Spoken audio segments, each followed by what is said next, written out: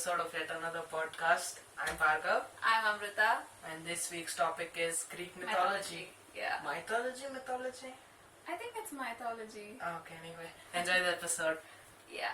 Yeah. So, today we're talking about Greek mythology. So, what's the one god which got you into reading Greek mythology? So I think I started delving into Greek mythology after seeing God of War. Because that game has it has parts of the Greek mythology. So in that, Zeus was the first character that we got introduced to. But then, as and when you get into Greek mythology, you realize that Zeus is not such a good god. Yeah. You know, like corrupted like us humans. So see, the way Greek mythology was written was it's based off of human characteristics.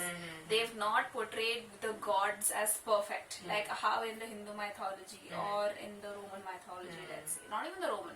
The Hindu mythology, basically, you are just like God is everything, and he's perfect. God is the perfect being in the world. Yeah, but in the Greek mythology, that's not how it's written. It's written that gods are also flawed. They also have weaknesses. They also have human desires. So I think that somehow makes you connect to that, to make it more personal. Because it's closer to our tendencies. Yeah. So obviously it makes so you can relate more. It's not like this huge being that you don't understand, right? And as in Hindu mythology, we can't think of the whole thing, because in Hindu mythology we say that the god was never born and will never die. Yeah. But just thinking of that makes us rack our minds. Yeah. Because it's very hard to understand the concept. But in Greek mythology, it's not like that. It's based upon us humans. Yeah. So we can easily understand.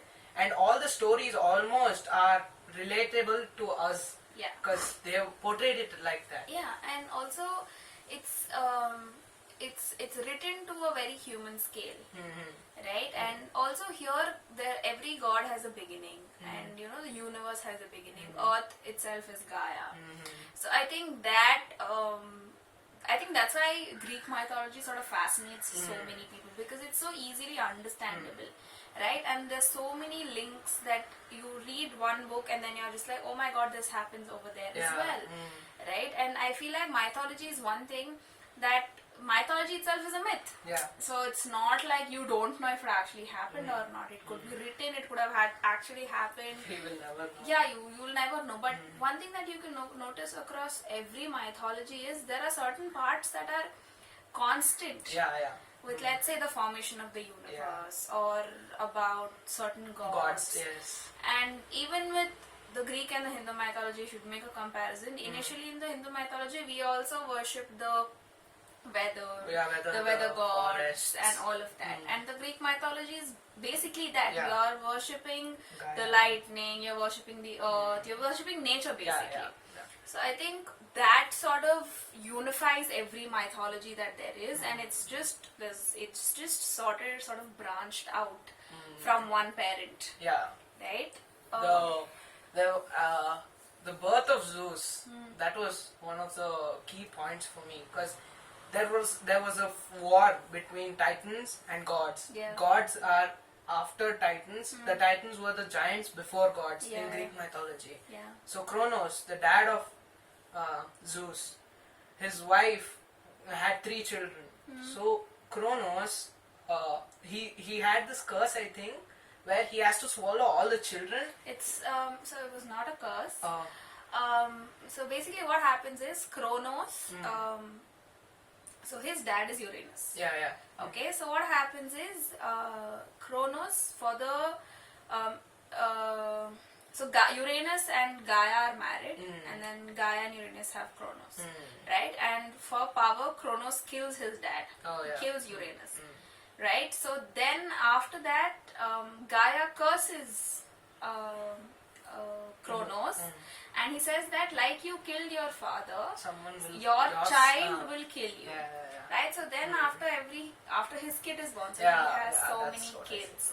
So he swallows all the kids. But what Gaia... Not Gaia. Kronos' wife. Yeah, I think that's Gaia. I'm not sure. Okay. But his wife basically For Zeus is the last child, right? last child. So she tries to protect the third child. So Kronos doesn't know about that. Yeah. Then she brings up Zeus. Yeah. Until he grows older. So Zeus kills Kronos. Yeah. And he becomes the first god. So do you know how Zeus kills Kronos? No, So basically what happens is Kronos' wife gives him a stone wrapped in a blanket instead of Zeus, and he swallows it, and he is happy. He is nonchalant. He's like, okay, whatever. But Zeus is growing up elsewhere. Yeah. Right? So till a certain age, he doesn't realize who he is, and he's brought up by these cow herding, sheep herding women. Sheep herding. Okay, then he grows up, and I think his mom comes to him and she tells him that, not his mom, but I think whoever was bringing him up, she tells him that, your destiny is to. She tells him the whole story how his father, killed his father. He killed his father and swallowed his siblings and everything. And he does all of that, and he tells all of that, and that's when Zeus realizes that he has to overthrow his father.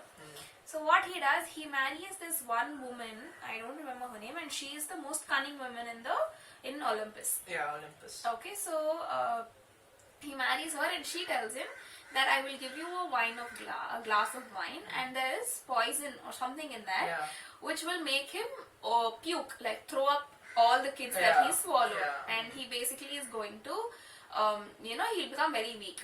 So then Zeus actually goes to Olympus, and then he dresses up like a waiter or something, and he gives Kronos the glass of he gives the drink, and then he drinks it, and then he throws up all his brothers and sisters.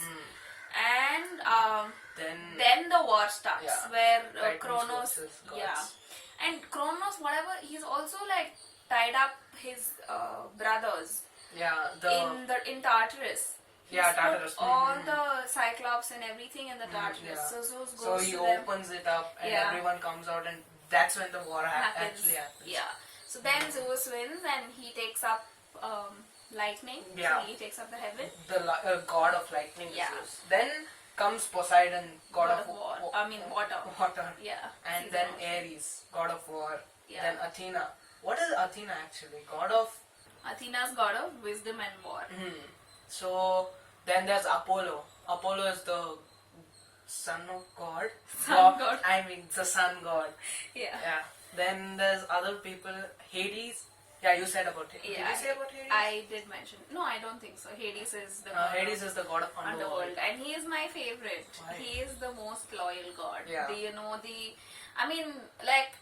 Zeus is he has a lot of infidelity. He has a lot of human children, demigods basically. But Poseidon too, because Poseidon, when he gets married to a human, and Perseus is a demigod, and there's a whole book series about Percy Jackson.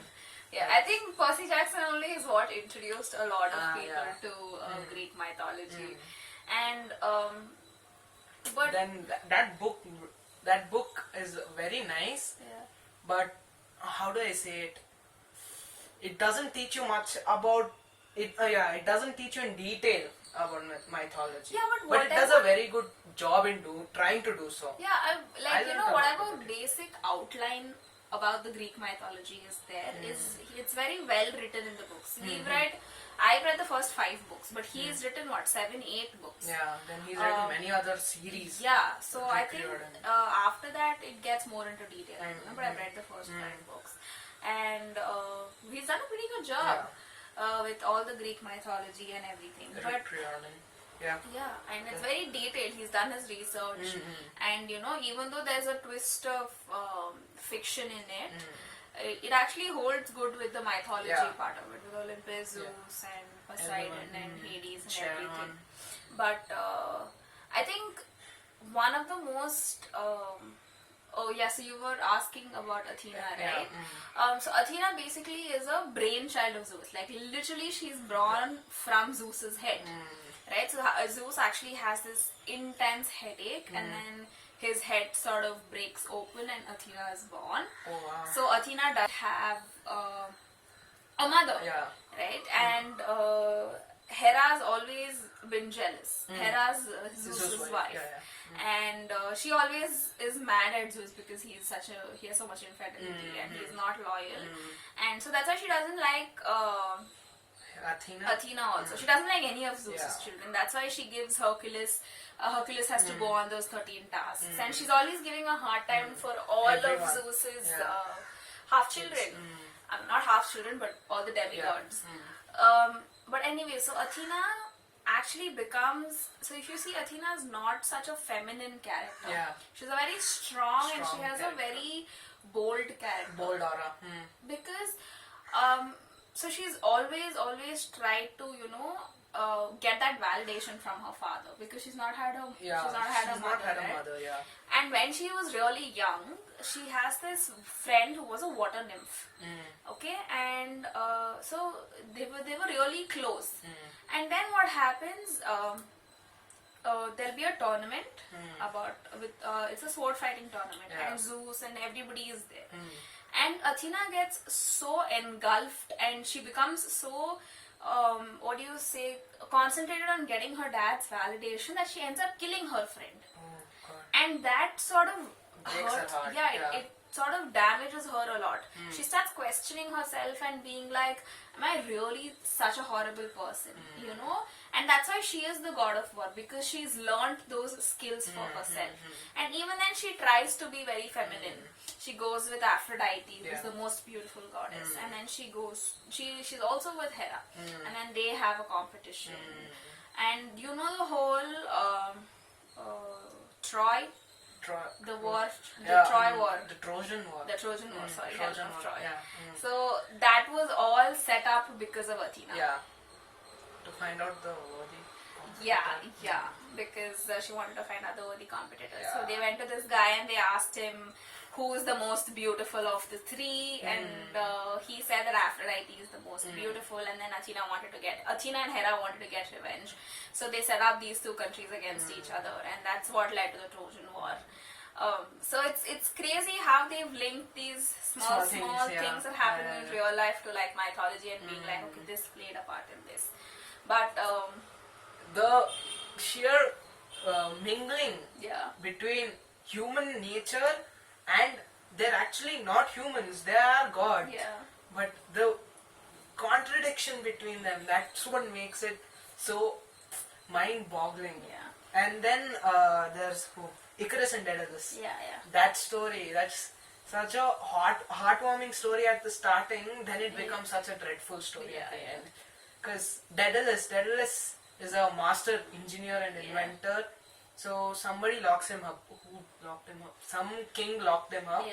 So they know he's an amazing inventor. So they send him to a tower. That's the highest tower in Mount Olympus. And there's a maze inside everything. That I think the maze comes in Minotaur, because he digs Creta. So they've locked up Minotaur in that. So Minotaur is a cross between a bull and a human. Minotaur. So he is apparently the strongest, whatever he is, animal, human, whatever he is. So they've locked him up in an endless maze which he can't escape. So actually, in actual Greece, Creta, the actual place, there are many earthquakes happening. So they think that it actually may be true that there was Minotaur there. And he's trying to get out. Wow. That may actually be true. There are real earthquakes. There are frequent earthquakes in Creta, apparently. I've never been there. But still, that thought that he might be trying to get out of the earth, and that's why this is causing so much havoc, which makes sense. So they lock up Daedalus in the tower. So Icarus, his son, also comes up with him. I don't know how, but he comes up with him. So as he is an amazing inventor and an engineer, he racks his brain to like get out of the place. So what he does, he collects wax and feathers. Wax, I don't know from where, but the feathers from the actual birds. So when he saw the bird, that's where his mind started working. He saw the flight of the birds and he's like, why can't we fly? So all the birds' feathers and all the wax, he waited for some long time. When Icarus went up the tower, he was a kid, but until the time they actually made the flowers, it was like a teen or something, 17, 18 probably. So that long they waited to just get out of the tower. So when they actually did, he made the two pairs of wings, one for himself, one for Icarus. So he told Icarus that you can't fly too near to the ground where there is water. It will wet the wings and you'll fall down. You can't even go higher to the sky where there is sun and it will melt your wings and you'll fall and die. He told Icarus that many times, so Icarus got it in his mind. Then they started flying. It was truly marvelous. They flew like actual birds. So that overwhelmed Icarus. He got so overwhelmed that he's like, I'm the only child that could ever fly, and I'm going to fly as high as I can. Even though his father said not to fly near to the sun, he just kept flying. And when he got near to the sun, his wings melted, and he fell down and died. I know. It's about there are these small models in these stories about how you should be aware of your situation, and you should not that whatever growth you're having should not get into your head. That you should always be aware of your situation. Should always be grounded. Correct. That the thing that makes me love that story is how they actually waited for such a long time to just get out, and they do get out. But at the end, it's not a happy ending. They both die. Daedalus also dies. Icarus falls down and dies. Daedalus goes to the place. Then he dies of depression because his son died. But it's obviously you worked so hard towards doing it, and he basically lived his whole life for his son, and then his son died off. That's really sad. But the flight, he didn't ever want to fly. The opportunity, it just overwhelmed him so much that he lost track of reality. He lost himself. Right. That's all. But that story is one of the. I'd say it's a beautiful story. I really like that story. I think that it sort of tugs at your strings. What's right and what's wrong. So if you see from Daedalus's perspective, it's like he's wrong. Why is he flying so close to the sun? He should have listened to him. But the moral, the actual logical thinking is Icarus shouldn't have done that. But if you see through Icarus's perspective, it's the first time he's flying. He's still a kid. He's not even old enough to think like that. He's so young and he's so happy that he's flying. He forgot about the actual consequences and died. That's what the duality of the concept makes it a beautiful story for me. Exactly, every action has its consequences. You have to face the consequences. You can't get away with things that you don't, if you've done. Similarly, there's this story about Athena and Arachnia. Okay, so basically what the story is somebody comes and tells Athena. So Athena is a very beautiful weaver. Okay, so she weaves all these hangings, wall hangings and everything, and somebody comes and tells her there's a woman who weaves more beautifully than you. Her name is Arachne, and Athena gets very jealous. So she goes and she yells at her and she tells him, oh, I'm calling you for a face-off. Let's have this tomorrow and everything. And Athena also weaves, and Arachne also weaves, and Arachne is very beautiful. So what Athena does is, in this rage that she lost, she hits Arachne, she yells at her, and then she slashes the tapestry. And then she goes off. But then later on, when she cools down, she realizes that shit, what I did was wrong. So then she comes back and she sees that Arachne has committed suicide with the exact tapestry that Athena cut. So she's hanging. Then she feels really guilty. Athena feels really guilty. So what she does, she takes the body down and she gives a spell, and she tells that you've woven, your hands have woven these tapestries, may you live forever, and may your hands always weave the most beautiful tapestries to ever exist. And that's when Arachnia becomes a spider, and that's where the word arachnid comes from, and that's why they weave webs. So when I listened to this story for the first time, it just blew my mind that for a spider, they have linked an entire event in the Greek mythology that Athena became she was overcome by jealousy and rage, and that's why a spider came into existence. So I think those minute details is why the Greek mythology is so like admirable. yeah, like I can listen to Greek mythology podcasts on end. Yeah. Like it's not boring at all. There Yeah. are so many small things. There's the narcissism.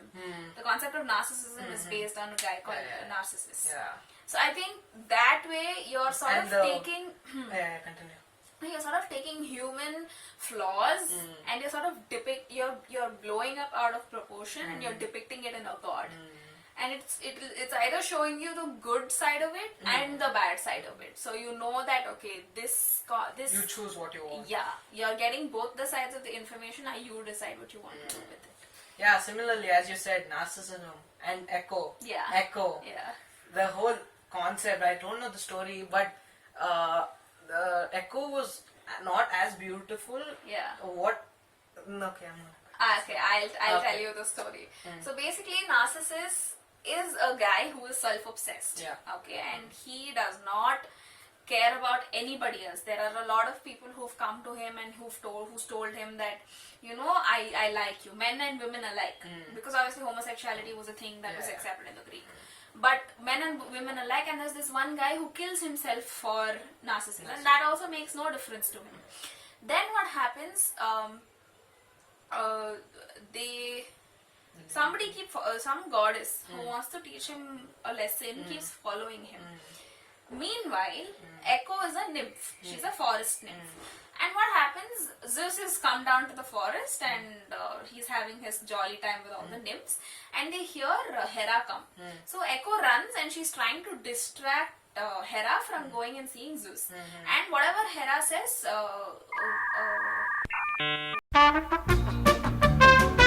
Echo always keeps talking over her. Yeah. And then Hera comes to the place where she thinks Zeus is, and Zeus is not there anymore. So then Hera gets pissed off and she says, you distracted me, and because you always have to have the last word, you will only have the last word. So, excuse me, after that, whatever Echo says, she keeps repeating those words. So she can't say anything. Let's say you tell me, I am Bhargav. I can only say Bhargav, Bhargav, Bhargav. So the last word is what keeps echoing again and again. Now this happens. And Narcissus, for some reason, he comes into the forest. Okay, now there's a whole story. It's too long for me to elaborate, but he comes into the forest and Echo sees Narcissus and he falls in love with her. She falls in love with him. So wherever Narcissus goes, Echo keeps following him. Now, I told you that there was this god who was following Narcissus. She curses him and she tells him that you will fall in love with somebody that you can never attain, and that's how you will perish. Now, what will happen is Narcissus will go to a lake. Yeah. And he will see his reflection. And he immediately falls in love with his reflection. Now, no matter how much he talks, how much he vows, that reflection is not going to come to life. And he sees there only and he dies. And Echo, poor thing, she is constantly seeing a Narcissus, and then she also But she can't speak. Yeah, she can't speak, she can't tell him anything. She can only echo whatever he says. So that is why they say that on these vast spaces you hear echo because she is there, and that's why your voice echoes. And the flower, the Narcissus flower, they say that when Narcissus died, the flower came in that place. And the psychological trait narcissism is based off of Narcissus. Yes. So I think that way it's damn nice. It's very beautiful stories. They're very short almost. Yeah. The whole mythology is very vast. Yeah. But the short stories in them is super easy to understand. Yeah. And you ponder thinking about it. You're like, oh wow, did this actually happen? How can this happen? Your mind automatically starts working and imagining things. Yeah. That's the beauty of it. So yeah, that's There's so the much big of one. Greek mythology that you can sit and talk about. There's Hercules. Yeah, there's Medusa. Yeah, there's Medusa. Then there is Hades, the underworld, abduction of Persephone, Dimitri. There is so much. Yeah. Hercules, you said. and there's Poseidon. Yeah. There's so many other. So many other parts of the Greek mythology is still there. Then there's obviously the Hindu mythology and the Roman mythology and all, which we can obviously... The Hindu mythology itself is one more vast thing that we can talk about. All mythologies are other day. huge, but the small stories in them is what makes it so cool. Yeah. Makes it worthwhile. Yeah. Yeah, okay, so thank you for watching this episode. See you in the next one. That's why I don't take them blazes. I know you see some blazes. Stop looking for love. Girl, you still got time. Girl, you still got time. Girl, you still got